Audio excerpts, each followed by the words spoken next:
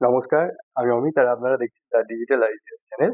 আজকে আমাদের টপিক, আপনার কাছে যদি এই ধরনের সার্টিফিকেট থাকে পোস্ট অফিসে, এটা কেভিপি সার্টিফিকেট, অর্থাৎ চলতি ভাষায় টাকা ডবল করার স্কিমের সার্টিফিকেট।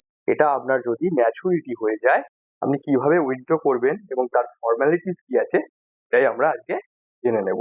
দেখুন, আপনার যদি ম্যাচুরিটি হয়ে যায় সার্টিফিকেটটা, তার ডেট আপনার এখানে লেখা থাকবে এবং সেই ডেটের পরে আপনি গেলেই আপনাকে এটা সঙ্গে সঙ্গে কিন্তু ভাঙিয়ে দেবে না। এটা যেহেতু অনেক পুরনো সার্টিফিকেট, এটার স্কিম ছিল 8 বছর 7 মাসে ডবল হবে।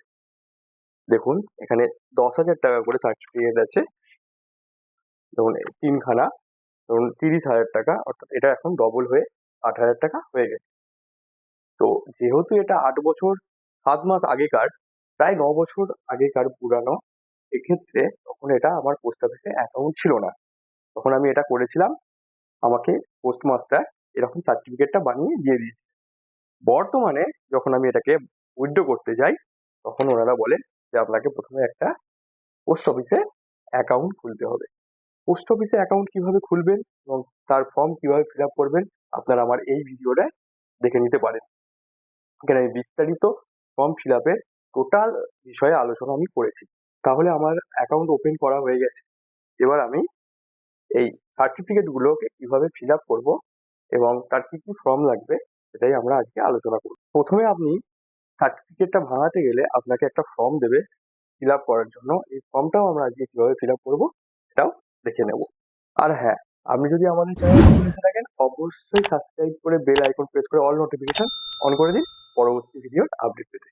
চলুন দেরি না করে ফটাফট আমরা ফর্মটা কিভাবে ফিল আপ করবো দেখে নিই।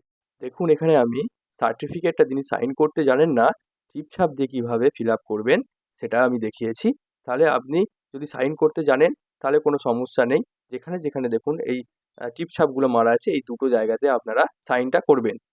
আর সেক্ষেত্রে শুধু এখানে আপনার অ্যাড্রেসটা এখানে বসিয়ে দিলেই আপনার এই সার্টিফিকেটটা ফিল আপ করা কমপ্লিট হয়ে যাবে। আর যিনি সাইন করতে জানেন না, তার কিভাবে আপনি ফিল আপ করে দেবেন, এই যে দুটো জায়গায় দেখুন টিপসই দেওয়া আছে, তার নিচে আপনি এই এলটিআই বলে তার নামটা বসিয়ে দেবেন।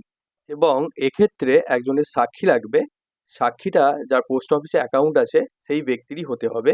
এবং আপনি এই মাথায় লিখবেন, এলটিআই ব্যক্তির নাম is known to me, her LTI has been taken in my presence and read in full in my presence. যিনি সাক্ষী দিচ্ছেন তার সিগনেচার করে দিতে হবে, তাহলেই কিন্তু এই কেভিপি সার্টিফিকেটটা ফিল আপ করা কমপ্লিট হয়ে যাবে।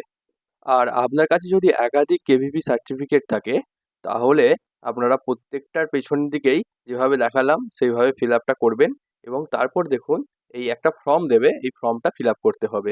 প্রথমে ফর্মে দেখুন উপরে আছে অ্যাকাউন্ট নাম্বার, আপনার অ্যাকাউন্ট নাম্বারটা আপনাকে এখানে বসিয়ে দেবেন, ডান দিকে ডেটটা বসিয়ে দেবেন। উপর দিকে যে টিপছাপ দেওয়া আছে সেখানে আপনি যদি সাইন করতে জানেন সেক্ষেত্রে আপনি এখানে সাইন করবেন, অথবা এলটিআই বলে ব্যক্তির নামটা বসিয়ে দেবেন। আর নিচের দিকে দেখুন আর একটা সিগনেচার এখানে দেওয়া আছে, সেখানেতে আপনাকে সিগনেচার করতে হবে। আর না হলে এই যে টিপছাপ মানেন, তাহলে এলটিআই বলে ওই ব্যক্তির নাম যিনি টিপছাপ দিয়েছেন তার নামটা বসিয়ে দিতে হবে। এবং নিচে বাঁদিকে আপনাকে ফোন নাম্বারটা অ্যাড করে দিতে হবে। এবং উপরে দেখুন ওনার নাম, তার নিচে টোটাল যে টাকাটা হচ্ছে সেটা পোস্ট অফিস থেকে বলে দেবে, সেই টাকাটা ওয়ার্ডে লিখবেন, ডান দিকে একটা সংখ্যায় লিখবেন এবং এই ডেটটা এখানে বসিয়ে দেবেন। তাহলে আপনার এই ফর্মটা ফিল আপ করা কমপ্লিট হয়ে গেল। তাহলে এইভাবে আপনি সার্টিফিকেটগুলো ফিল আপ করে পোস্ট অফিসে যান। অবশ্যই যে সাক্ষী দেবে তার আধার কার্ডের একটা জেরক্স নিয়ে যেতে ভুলবেন না। ভিডিওটা কেমন লাগলো অবশ্যই জানাবেন কমেন্ট করে, সাথে লাইক করতে ভুলবেন না। আজকের ভিডিও এই পর্যন্তই, দেখা হবে পরবর্তী কোনো ভিডিওতে। ধন্যবাদ, টাটা।